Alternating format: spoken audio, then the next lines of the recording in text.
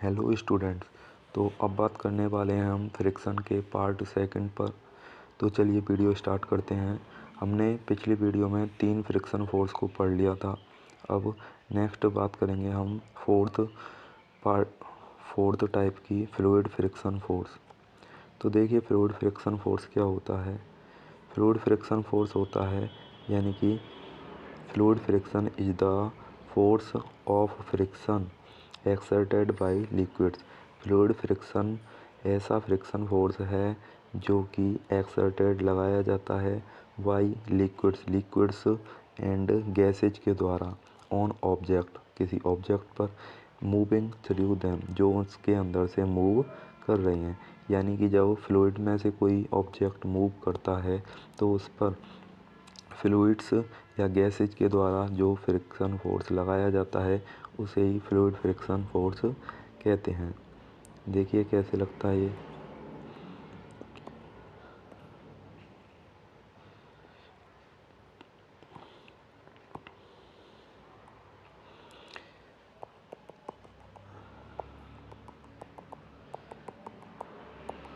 जैसे कि ये कोई फ्लूइड है, ठीक है, इस पर कोई ऑब्जेक्ट जो है वो गति कर रहा है यानी मूव कर रहा है, ठीक है।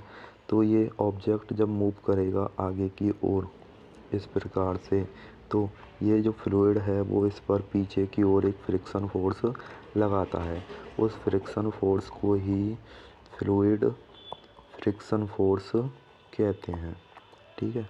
यानी कि फ्लूइड्स में से होकर यानी तरल, ये जो तरल है उसमें से होकर जब कोई ऑब्जेक्ट आगे की ओर गति करता है, कोई वस्तु आगे की ओर गति करती है तो उस पर जो फ्रिक्शन फोर्स पीछे की ओर लगाया जाता है उसे ही फ्लूइड फ्रिक्शन फोर्स कहते हैं।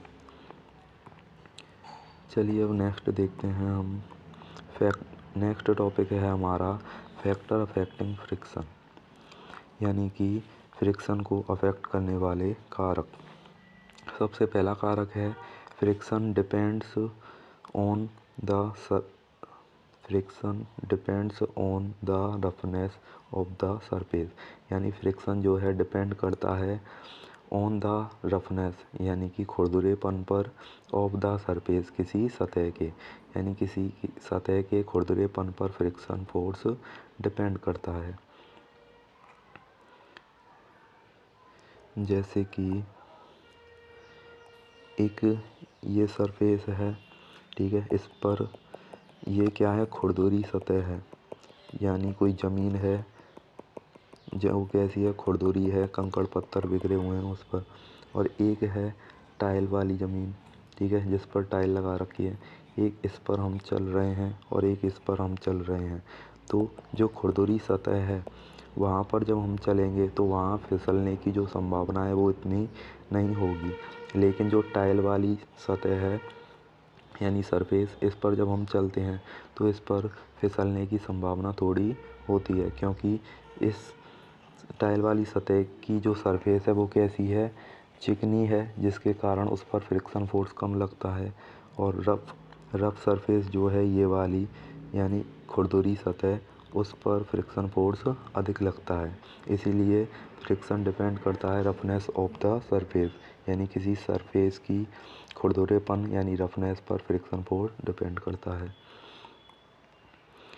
नेक्स्ट है the value of friction force depend on the nature of surface. Friction force की जो वैल्यू है वो डिपेंड करती है on the nature of the surface, किसी सतह की नेचर पर, यानी कोई सतह है उसकी प्रकृति कैसी है उस पर फ्रिक्शन फोर्स की वैल्यू डिपेंड करती है।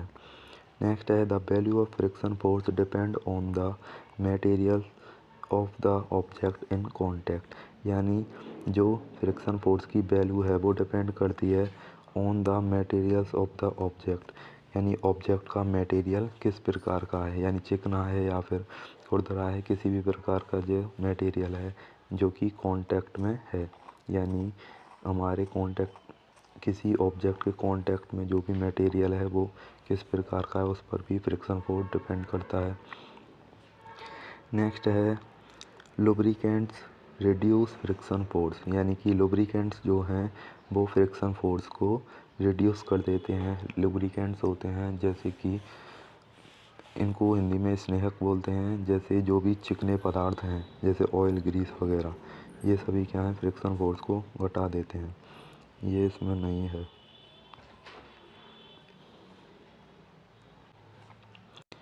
अब बात करेंगे हम एडवांटेज ऑफ फ्रिक्शन फोर्स की।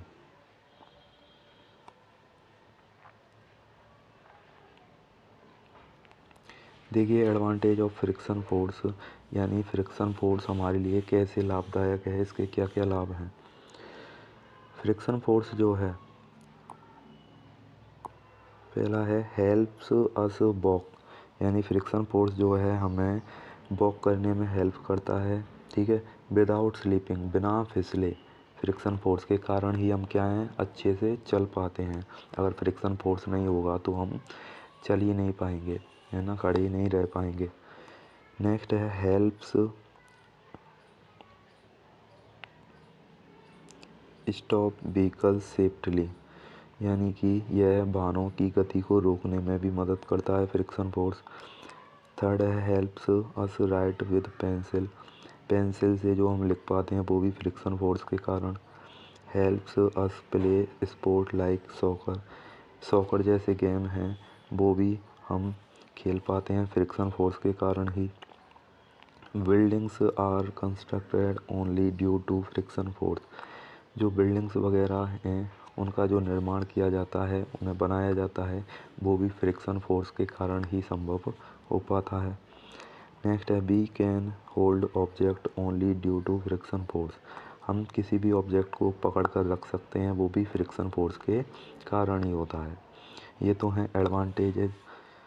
अब नेक्स्ट बात करेंगे हम लॉसेज की। फ्रिक्शन फोर्स से लॉस भी हैं, क्या क्या हानियाँ होती हैं इससे देखो।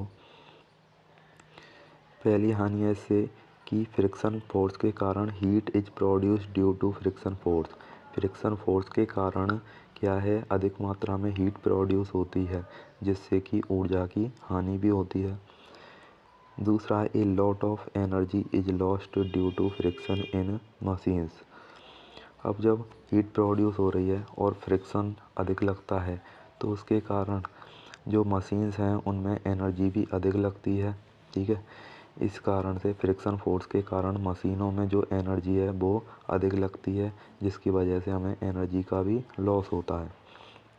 नेक्स्ट है the soles of shoes wear out due to friction, यानी कि सोल्स ऑफ शूज, शूज के जो सोल्स हैं नीचे के हिस्से, वो क्या है, फ्रिक्शन फोर्स के कारण घिस जाते हैं। जैसे किसी ज़मीन पर हम चलते हैं तो उसके कारण जो जूते चप्पल हैं उनके नीचे के तले जो हैं वो घिस जाते हैं।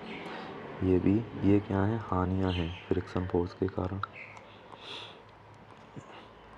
नेक्स्ट बात करेंगे हम how can friction be increase, यानी कि फ्रिक्शन फोर्स को कैसे बढ़ाया जा सकता है। चलिए देखते हैं। फर्स्ट है रफनेस सरफेस, यानी कि किसी सरफेस को रफ बनाकर, यानी कोई सरफेस है उसे हम जितना अधिक खुरदुरा बनाएंगे उस पर फ्रिक्शन फोर्स उतना ही अधिक लगेगा। नेक्स्ट है increase pressure on them and avoid using lubricants, यानी कि प्रेशर बढ़ाकर और लुब्रिकेंट्स यानी कि स्नेहक जो हैं, यानी चिकने पदार्थ जो हैं जैसे ऑयल और ग्रीस है, इन सभी का यूज ना करके, इन्हें अवॉइड करके भी हम फ्रिक्शन को बढ़ा सकते हैं। और जितना ज़्यादा प्रेशर हम किसी चीज़ पर लगाते हैं तो फ्रिक्शन फोर्स भी इंक्रीज होगा। जैसे कि ये सरफेस है, इस पर कोई ऑब्जेक्ट रखी है, अब इस पर हम जितना ज़्यादा प्रेशर लगाएंगे तो इस पर फ्रिक्शन फोर्स भी हल्का सा बढ़ जाएगा, जिसके कारण फिर हम इसको दबाकर अगर आगे धकेलें तो इस पर फ्रिक्शन फोर्स अधिक लगेगा। जैसे कि ये बुक है, एक इसको सीधे ही धकेल रहे हैं, एक इसको ऊपर से प्रेशर डालकर धकेल रहे हैं, तो प्रेशर डालकर धकेलने में इस पर फ्रिक्शन फोर्स अधिक लगता है। तीसरा पॉइंट है brake pads are used in brake system of bicycle and automobile vehicles to increase friction, यानी कि ब्रेक पैड्स का यूज करके और ब्रेक सिस्टम का यूज करके, जैसे बाईसाइकिल, ऑटोमोबाइल व्हीकल्स हैं, इन सभी व्हीकल्स और बाईसाइकिल्स में ब्रेक पैड्स लगाए जाते हैं। उनका यूज करके हम क्या हैं, फ्रिक्शन को इंक्रीज कर सकते हैं, तभी तो वो रुक पाती हैं, जो बाइक साइकिल हैं और ऑटोमोबाइल्स व्हीकल्स वगैरह जैसे कार, स्कूटर, ट्रक जो भी हैं। ठीक है। नेक्स्ट है tyres of cars, trucks, bulldozers are made with grooves, यानी कि टायर्स जो हैं कार्स, ट्रक्स और बुलडोजर्स के, उनको ग्रुप्स के साथ बनाया जाए, यानी उनके जो टायर्स हैं इस प्रकार से उन पर क्या है, जितने ज़्यादा खांचे और स्ट्रक्चर बनाए जाएंगे उस पर फ्रिक्शन फोर्स उतना ही अधिक लगेगा। उनको बोलते हैं ग्रुप्स, जो खांचे बनाई जाती हैं टायरों के ऊपर बनी होती हैं।